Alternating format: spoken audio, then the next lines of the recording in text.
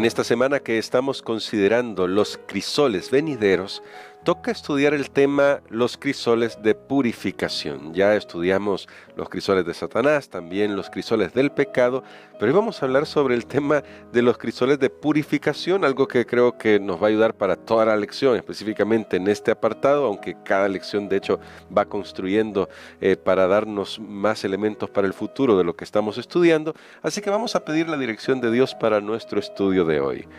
Querido Dios y Padre eterno, te damos muchas gracias porque aun cuando a veces nos toca que pasar por el horno de fuego, por el horno purificador, tú nunca nos dejas y de hecho esas pruebas que enfrentamos tú puedes utilizarlas siempre a nuestro favor. Así que ayúdanos a comprender esta lección de hoy en el nombre de Jesús. Amén. Amén.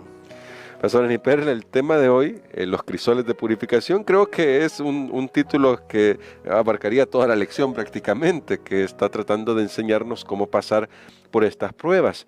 Pero hay dos cosas que quisiera destacar antes para hacerle una pregunta, Pastor. Primero es un texto que aparece en Jeremías, que aparece en nuestra lección. Y luego una cita que también aparece en nuestro folleto de estudio, recuerde, tenga su folleto a la mano, que me llamó mucho la atención. Y dice Jeremías 9:7, por tanto así ha dicho Jehová de los ejércitos, he aquí que yo los refinaré y los probaré, porque ¿qué más he de hacer por la hija de mi pueblo? Y justo ahí aparece una cita de alguien de apellido Chambers que dice, si el Espíritu de Dios trae a tu mente una palabra del Señor que te hiere, puedes estar seguro de que hay algo en ti que Él quiere herir hasta que muera. Pastor, ambos textos, tanto la cita de este autor como el pasaje bíblico, ¿cómo deberíamos entenderlos? Considerando que parece que tanto el autor bíblico como el autor de este libro donde estamos sacando esta cita, indican que Dios quiere hacer algo como esto, purificar, incluso herir para transformarnos.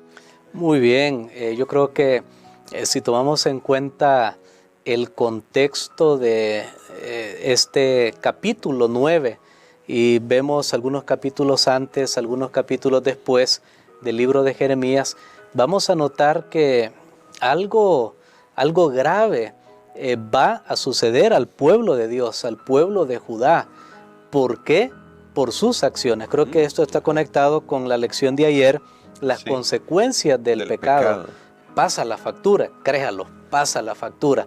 Ahora el pueblo de Dios, y de hecho hay un listado de cosas que ellos estaban haciendo mal, y entonces Dios llega al punto de decirles, miren, yo los purificaré, yo los voy a refinar, los voy a probar. Ahora, lo primero que quiero mencionar con este crisol de purificación es que el propósito de Dios no es destruir. Amén. Y debemos alabarle a Él, porque lo que Dios desea no es destruirnos, sino que Él habla de refinar, Él habla de probar.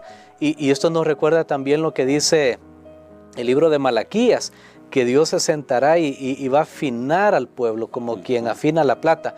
Bueno, la Biblia habla también del oro probado en fuego. Lo que Dios desea es consumir la escoria, es consumir el pecado, aquellas cosas que están mal, pero no destruir a las personas. Entonces tenemos que llegar a la conclusión que cuando una persona o cuando pasamos por el crisol de la purificación, Dios no desea destruirnos, sino que Él desea salvarnos. Amén. Más bien es por misericordia. Y esto está muy claro porque, de hecho, al profeta Jeremías se le conoce como el profeta llorón. Sí. Y sabe que antes de pasar a la cita de Oswald Chambers, yo quisiera que nosotros viéramos un poquito ese contexto, qué estaba pasando en el pueblo de Dios, para que luego notemos de qué cosas Dios quería purificar a su pueblo. ¿Y por qué Dios tiene que llegar a esas acciones? Es correcto, porque Dios mismo tiene que, de hecho, mientras buscamos el texto nosotros por aquí, Dios hace ahí una pregunta y dice, ¿qué más he de hacer por la hija de mi pueblo? O sea, Dios mismo dice, mire, ya he probado de todo. Y no funciona. Es como un padre con sus hijos o en una empresa el gerente, el líder de la empresa dice, mire, ya probé de todo, hago una cosa y no funciona, hago otra, no funciona, hago esto, o sea, ya no tengo más opciones. Imagínense cuando Dios llega al punto de decir, no, ya no tengo más que purificarlos. Pero recordemos, hay que distinguir entre purificar y entre destruir. Porque Dios no desea destruir, eso ya quedó claro. Jeremías capítulo 9, y vamos a leer, el versículo 7 ya lo leímos, del versículo 8 hasta el 16. Y vean lo que dice, porque son varios textos, pero note lo que está diciendo acá. Saeta aguda es la lengua de ellos, solo habla engaño. Con su boca dicen paz al amigo, pero dentro de sí le ponen acechanzas. ¿No los he de castigar por estas cosas?, dice Jehová. De tal nación no se avergonzará mi alma. Por los montes levantaré lloro y lamentación y llanto por los pastizales del desierto, porque han sido desolados hasta no quedar quien pase ni oírse el bramido del ganado. Desde las aves del cielo hasta las bestias de la tierra huyeron, se fueron. Reduciré a Jerusalén a un montón de ruinas, a una guarida de chacales, y convertiré las ciudades de Judá en una desolación donde no quede un solo morador. ¿Quién es hombre sabio que entienda esto? ¿O a quién habló la boca de Jehová para que pueda declararlo? ¿Por qué causa la tierra ha perecido, ha sido asolada como un desierto, hasta no haber quien pase por ella?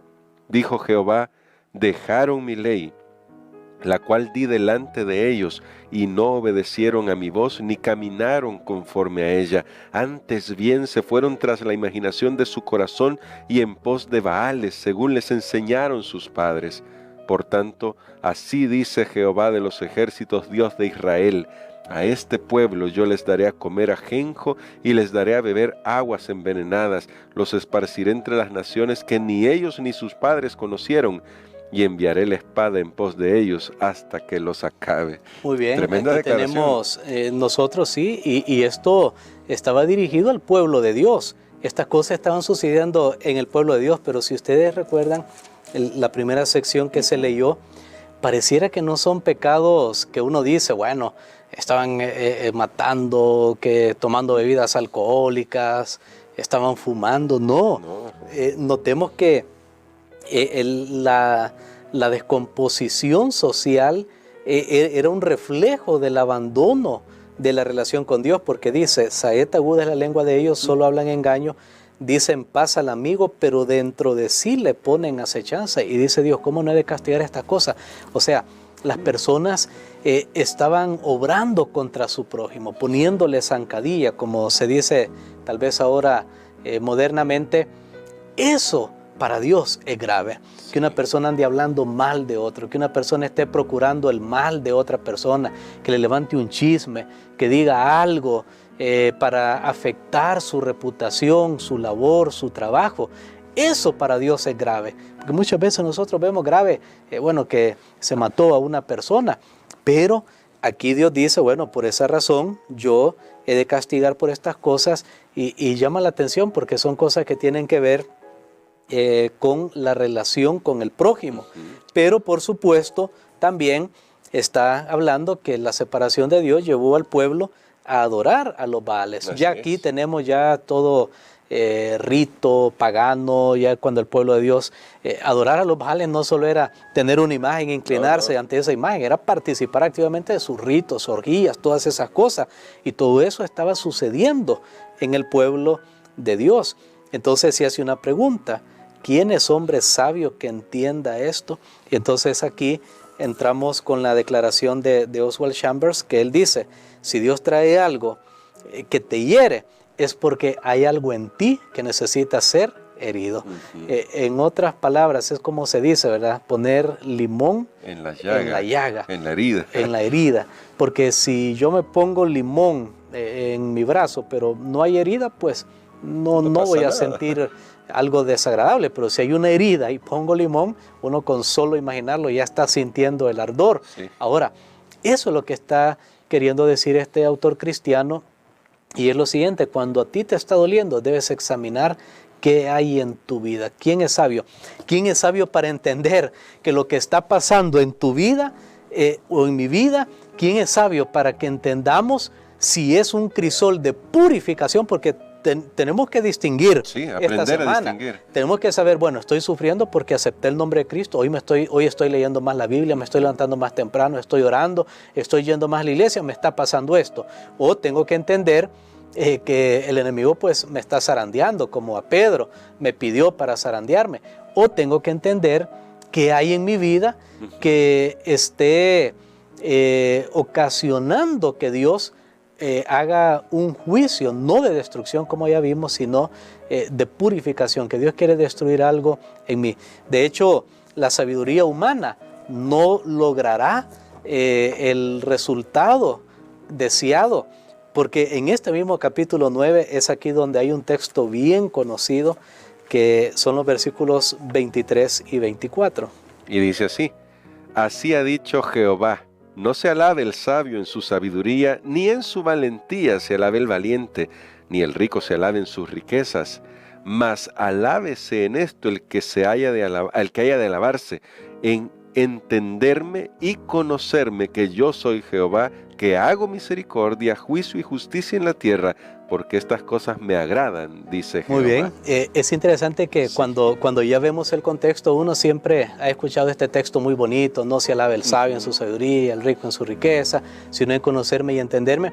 Pero precisamente estaba hablando de esto Dios. Ok, yo los estoy poniendo en el horno de la purificación. Quiero destruir la escoria entre ustedes. Ahora, ¿entienden esto? ¿Entienden esto? ¿Cuántas veces voy a tener que castigarlo? ¿Cuántas veces, hasta cuándo ustedes van a reaccionar?